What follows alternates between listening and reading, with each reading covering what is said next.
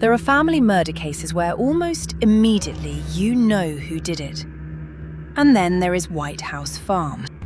Because when police arrived at this isolated farmhouse in Essex in the early hours of August 7th, 1985, they weren't looking at Jeremy Bamber as a murderer. Jeremy was outside the house. His family was inside. And according to him, his father had called him in terror and said, "Please come over. Your sister has gone crazy with the gun." By the time police entered the farmhouse, 5 people were dead. At first, police believed Jeremy. They thought his sister Sheila had murdered the family and then killed herself. But slowly, the story began changing. And investigators began wondering whether the grieving son standing outside White House Farm was actually the only member of the family who was supposed to survive. Tonight, for the final episode of our family tragedy series, we're going back to one of Britain's most controversial murder cases. Because Jeremy Bamber has now spent around 4 decades behind bars, and he still says, "You imprisoned the wrong person." Welcome to the podcast You Can't Unhear. Jeremy Bamber's relationship with his family was complicated almost from the beginning. He was born in London in 1961, but his biological mother was young and unmarried, and Jeremy was adopted as a baby by Nevill and June Bamber. The Bambers were wealthy farmers. They owned White House Farm near Tolshunt, Darcy in Essex, along with considerable land and other assets. But Jeremy wasn't their only adopted child. Years earlier, Nevill and June had adopted a little girl named Sheila. So Jeremy and Sheila grew up as brother and sister, despite having no biological relationship. From the outside, this was a privileged upbringing. Private education, money, a large farmhouse, financial security. But emotionally, things were much more complicated. June Bamber was intensely religious and reportedly struggled with mental health problems herself. Sheila later developed serious psychiatric problems. She became a model, married Colin Caffell, and had twin boys, Daniel and Nicholas. But the marriage didn't last. By 1985, Sheila had been diagnosed with schizophrenia, had spent time in psychiatric hospitals, and was receiving medication. Her sons generally lived with their father, but in August they came to White House Farm for a visit, and Jeremy was living nearby, in a cottage owned by his family. He was 24 years old. Young, restless, and according to the prosecution that would later convict him, increasingly frustrated with his family. Jeremy wasn't poor, but the money wasn't really his. His parents controlled the family assets. He worked on the farm and had previously travelled overseas, including spending time in Australia and New Zealand. He had also worked various jobs, but hadn't established the independent, wealthy lifestyle he apparently wanted. And this became important later, because if Nevill and June died, Jeremy stood to inherit. But if Sheila and her children survived, the inheritance became more complicated. The prosecution would eventually argue that this wasn't some spontaneous explosion of violence. It was calculated. Kill everyone who stood between Jeremy and the family fortune. Then make it look like Sheila did it. The evening before the murders, the family gathered at White House Farm. Nevill, June, Sheila, Daniel, Nicholas, and Jeremy. According to Jeremy, nothing happened that suggested 5 people were hours away from dying. He eventually left and returned to his cottage several miles away. Then, sometime after 3 a.m., Jeremy said his telephone rang. It was his father. Nevill sounded terrified, and Jeremy later recalled him saying words to the effect of, "Your sister has gone crazy and she's got the gun." Then, the line went dead. Jeremy said he called police, rather than immediately driving to the farm. And that decision would later be scrutinized heavily. Why wouldn't you rush over? Jeremy's explanation was simple. If Sheila genuinely had a rifle, what exactly was he supposed to do? So, he waited for police. Essex police arrived at White House Farm, but they faced a terrifying problem. They didn't know what was happening inside. If Sheila was alive, she might still be armed. So officers surrounded the property and waited. Jeremy was outside with them. Hours passed. No movement, no response. Eventually, at approximately 7:30 that morning, armed officers entered. And what they discovered was much worse than anyone expected. Nevill Bamber was downstairs in the kitchen. He had suffered multiple gunshot wounds, and there were signs of a violent struggle. Upstairs, June was dead in bed. 6-year-old Daniel and Nicholas were also found dead in their beds. And in the master bedroom, police found Sheila. A rifle was positioned near her body. She had been shot twice in the neck. 5 members of one family gone. And Jeremy Bamber was now essentially alone. Initially, the scene appeared to support Jeremy's story. Sheila had serious mental health problems. The rifle was near her. Jeremy said Nevill had literally called him, warning that Sheila had the gun. So police began treating the deaths as a murder-suicide. Jeremy appeared devastated. At the funeral, photographs showed him crying. He walked behind the coffins, surrounded by relatives. But within the family, not everyone believed what police believed. Some relatives reportedly thought Sheila simply wasn't physically capable of carrying out such a sustained attack. Nevill was a large man. Evidence suggested he had fought desperately with whoever attacked him. And Sheila, who had been heavily medicated, would have needed to overpower him, shoot multiple people, move through the farmhouse, and eventually kill herself. Then another problem emerged: the weapon. A few days after the murders, relatives discovered a silencer inside a gun cupboard. There appeared to be blood inside it. That became extremely important. The prosecution eventually argued that Sheila had been shot while the silencer was attached. But the rifle would then have been too long for her to position it against herself in the required way. And obviously, if Sheila killed herself, she couldn't then remove the silencer, walk downstairs, put it inside a cupboard, and return to the bedroom. There were also scratches beneath a kitchen mantel, which prosecutors argued came from the silencer during the violent struggle with Nevill. That was the forensic heart of the prosecution case. And we'll come back to it, because decades later, both the silencer evidence and those scratches would become deeply controversial. But in 1985, something else happened that was arguably even more damaging to Jeremy.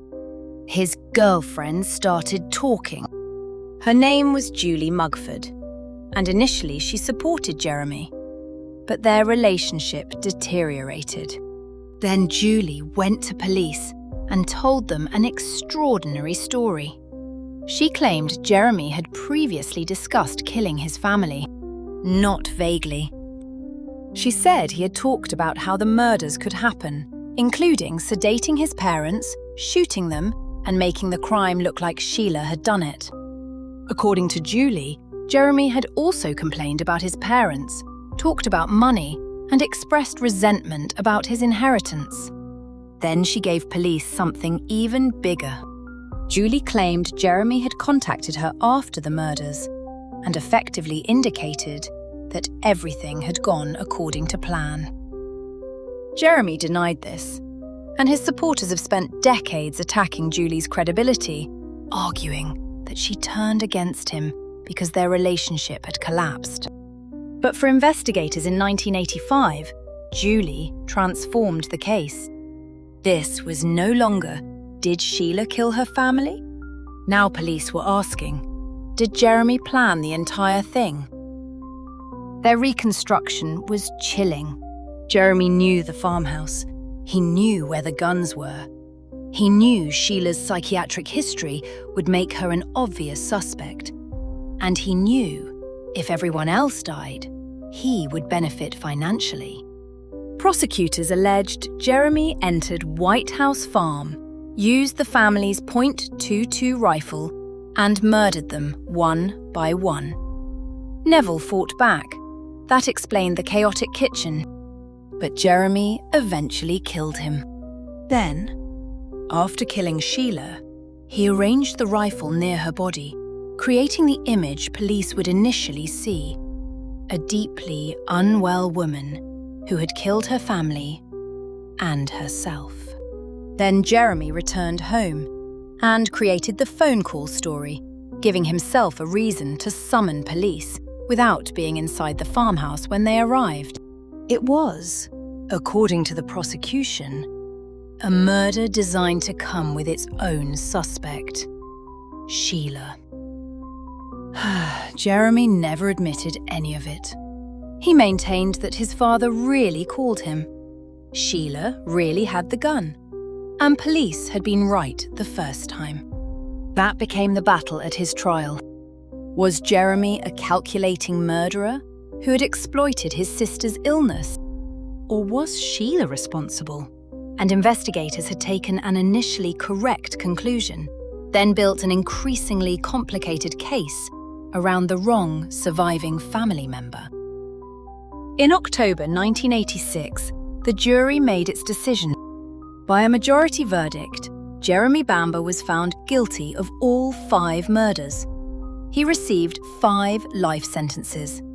His tariff was later changed to a whole life order, meaning Jeremy Bamber would die in prison, unless he could somehow prove the conviction was unsafe.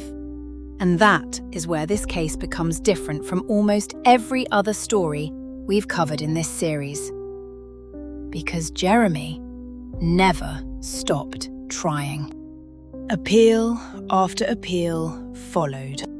And over time, questions began appearing around the original investigation. White House Farm wasn't handled like a modern crime scene. Objects were moved. Evidence was later destroyed.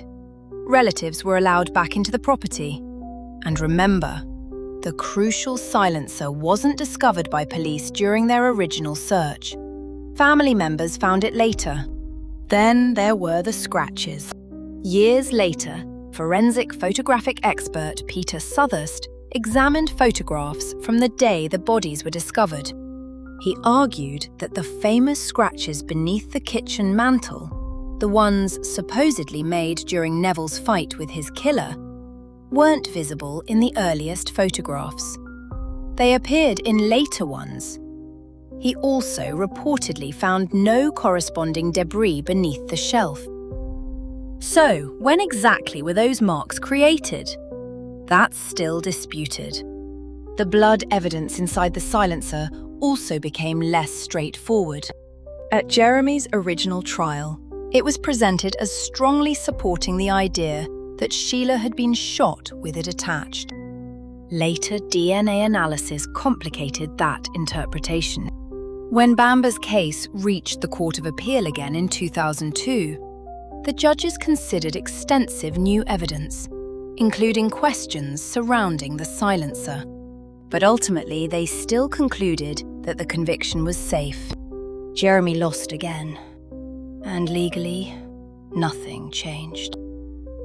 But recently, something unexpected brought White House Farm back into the spotlight. Investigative reporting by The New Yorker and the podcast In the Dark uncovered the account of former police officer Nicholas Milbank. And Milbank remembered something potentially enormous. A phone call from inside White House Farm. Remember Jeremy's story from the beginning? He said Nevill called him and told him Sheila had gone crazy with the gun. The prosecution said that call never happened. but Milbank reportedly remembered a call originating from the farmhouse during the police operation. If that recollection can be independently established, its timing could become extremely important, because Jeremy's entire story has always begun with, "My father called me." It doesn't automatically prove his innocence. It doesn't tell us who made the call, and it hasn't overturned his conviction. But 40 years later, we're still arguing about the first few hours of this case. More recently, several forensic specialists have also questioned whether the wound evidence actually supports the prosecution's original silencer theory. Again, this doesn't suddenly make Jeremy innocent. And that's something I really want to emphasize. A problematic investigation doesn't automatically mean the convicted person didn't do it. Jeremy's conviction survived a major Court of Appeal review in 2002. And in July 2025, the Criminal Cases Review Commission rejected another attempt to send his conviction back to the Court of Appeal. So, as we sit here today, the legal position is very simple. Jeremy Bamber murdered his family. But the historical picture is considerably messier. And there's one aspect of this story I keep coming back to. Whoever killed this family knew exactly what Sheila represented. She wasn't just another person inside that house. She was a woman with schizophrenia. She had been hospitalized. She had struggled profoundly. So if Jeremy was the killer, then he didn't just murder his sister. He used her illness as the final part of his cover story. He killed her, placed the gun beside her, and relied on everyone believing, of course, the mentally ill woman did it. And initially, it worked. But if Jeremy is innocent, then something almost equally disturbing happened. A severely mentally ill woman actually committed an unimaginable act. And because investigators later became convinced her brother was responsible, the wrong man has spent 4 decades in prison. Those possibilities are miles apart. There isn't really a comfortable middle ground. Jeremy Bamber is now in his 60s. He remains incarcerated and continues to maintain his innocence. His legal team and supporters continue challenging the conviction, while relatives of the victims have strongly rejected efforts to portray Jeremy as wrongly convicted. And that divide has essentially existed for decades. To one side, he is one of Britain's most infamous family annihilators.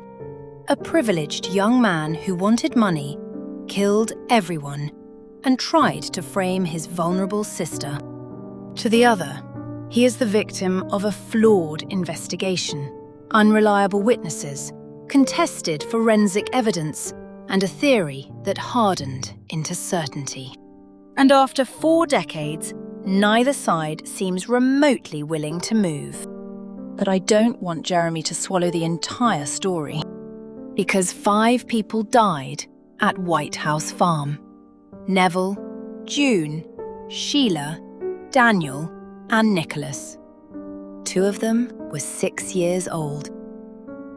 And maybe that's why I wanted this case to close our family tragedy series. Because this week we've talked about families destroyed by people they trusted. Parents, partners, people who were supposed to make home feel safe. But White House Farm leaves us somewhere different. Maybe Jeremy Bamber is exactly where he belongs. Maybe the flaws don't change the fundamental truth. But if there's even a realistic possibility that the story of what happened inside White House Farm is different from the one the jury heard in 1986, then after 40 years, that matters. Because this series has ultimately been about what happens when the place that's supposed to protect you becomes the most dangerous place you can be. And at White House Farm, 5 people went to sleep surrounded by family. By morning, only one member of that immediate family was left alive: Jeremy Bamber. Whether that makes him extraordinarily lucky or tells us exactly who killed them, is the question Britain is still arguing about today. Thanks for joining me tonight and on this series. I hope we all can learn from these cases and identify the patterns early. If we can prevent just one family from getting hurt, that means the world to me. Don't forget to subscribe if you enjoy this series or just enjoy true crime and horror stories in general. And I'll see you on the next episode of the podcast You Can't Unhear.